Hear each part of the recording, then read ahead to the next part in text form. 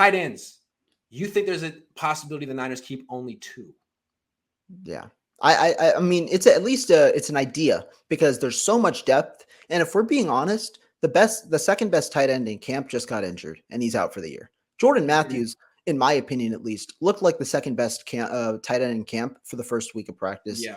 Unfortunately, now he's out with the torn ACL. And yesterday was the first day where I really, really looked like it's not the first day, but I looked closer to the tight ends than before because George Kittle wasn't there. That was the day where tight ends could separate themselves potentially. Tanner Hudson had 3 targets. Nobody else had a target in the 11 on 11s. I know you love Dwelly, but Hudson had 3 targets. And on they one of never them, target Ross Dwelly ever. So yeah, I mean, what's the point? It's like he's on the team to play special teams or something. Like that's not why I like him. I like him because of the one-on-ones. He does do good in one-on-ones, which is surprising. He's won 4 straight one-on-ones. Just give Jaquaski Tart the business. I don't care. Jaquaski, you know I'm right.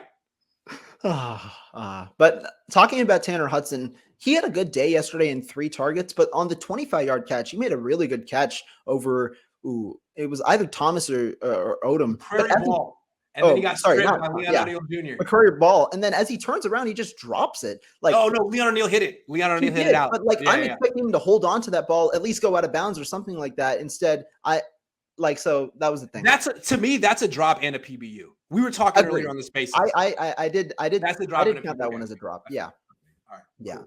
Cool. Here's the thing. Charlie Warner's been hurt all offseason. So what they could do is they could have two tight ends, call up a third on game days from practice squad, and then bring back Charlie Warner when he's eventually available. So I don't think. Can they put Ross Dwelly on the practice squad? I don't know. He is a veteran though, right? So you don't necessarily have to the new practice squad rules are you can keep a couple more veterans on the roster, and he has more. I think he has more than 4 years of accrued service, if I'm not mistaken. He might. So. It's either his 4th year or he has more than 4, and if he does, he doesn't go through waivers. Yeah. So anyway, that's the tight end spot. It's basically George Kittle and a bunch of other people who are doing nothing in camp. Sorry to Jordan Matthews. Real quick before we move on, what's your impression of George Kittle? As in, is he the same George Kittle he was at his peak? I think he's just growing with Trey Lance. I think it's still you see a lot of targets to George Kittle. I think he's been one of the more consistent 49er players, but I think it's still also a little apparent that them two are working on their connection together.